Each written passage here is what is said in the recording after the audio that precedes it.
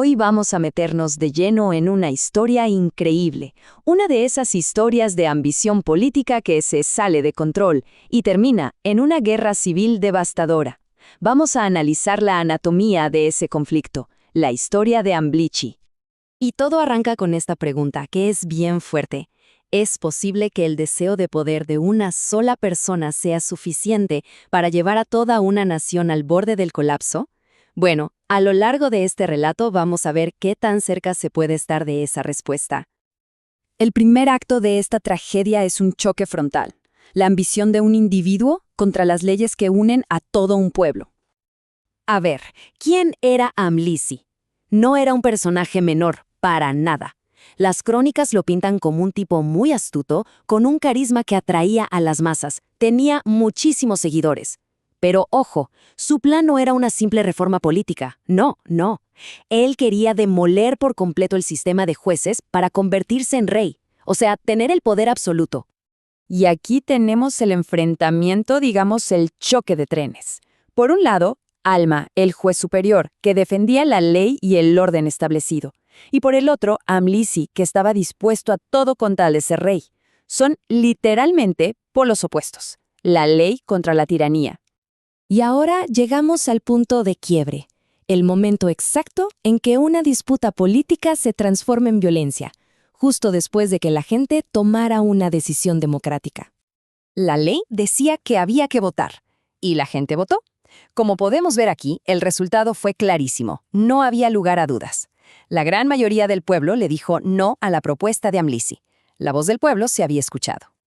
Aquí está la clave de todo. Este es el momento que lo cambia todo. La democracia funcionó, la gente habló, pero a Amlic no le gustó el resultado, y su negativa a aceptar la derrota es la chispa que prende toda la pradera. A partir de ahí, todo se fue de las manos a una velocidad impresionante. Primero, pierde la votación. Acto seguido, sus seguidores, ignorando la ley, lo nombran rey. ¿Y qué hace él? Inmediatamente ordena tomar las armas contra su propia gente. En cuestión de nada, la nación ya estaba hundida en una guerra civil. Pero si creíamos que la situación ya era grave, esperen, porque estaba a punto de complicarse muchísimo más. La amenaza interna se iba a unir con un enemigo de afuera. Para que dimensionemos la tragedia, recordemos que es una guerra civil. Es un país fracturado, peleando contra sí mismo.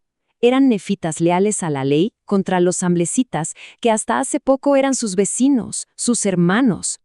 La primera gran batalla, que fue cerca del río Sidón, dejó un saldo brutal desde el inicio. Las crónicas no hablan de cientos, hablan de miles de muertos. Esto nos da una idea de la ferocidad con la que empezó todo. Y aquí, la cosa da un giro tremendo. Los amblicitas, que habían sido derrotados en esa primera batalla, huyen y se encuentran con un ejército lamanita, el enemigo histórico. ¿Y qué hacen? Se alían. De repente ya no es solo una guerra civil, ahora es una lucha por la supervivencia de la nación contra una fuerza combinada, una amenaza total. Y fíjense qué curioso, todo este conflicto, con miles y miles de soldados, al final se reduce a un solo momento, a un enfrentamiento cara a cara entre los dos hombres que lo empezaron todo. A ver, repasemos esa batalla final. El ejército de amblicitas y lamanitas avanza sobre la capital. Alma sale a defenderla con todo lo que tiene. En medio de ese caos se encuentra frente a frente con Amblici. El duelo es rápido, y es Alma quien logra herir de muerte a Amblici. Al ver a su líder caído, el ejército invasor entra en pánico y se desbanda. El final de la batalla fue tan sangriento como el comienzo. En la huida desesperada, miles de soldados de esa coalición enemiga caen al río Sidón y son arrastrados por la corriente. Así se selló la victoria para las fuerzas de Alma. La guerra había terminado.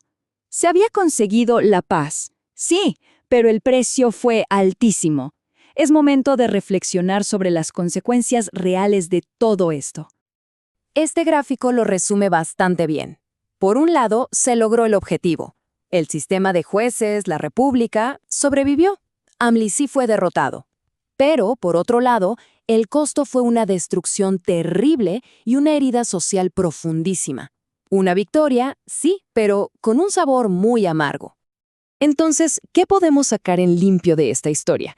Hay varias lecciones clave. La primera, que la ambición sin límites es un camino directo a la tiranía y a la destrucción. La segunda, que la división interna es la mejor invitación para los enemigos de afuera. Y la tercera, y quizá la más importante, que la libertad no se defiende sola, requiere vigilancia constante y a veces sacrificios enormes. Y cerramos con esta reflexión final. La historia de Amlisi nos obliga a preguntarnos no solo si un hombre puede destruir una nación, sino también qué estamos dispuestos a pagar para que eso no ocurra. En el fondo la pregunta es esa: ¿cuál es el verdadero precio de la libertad?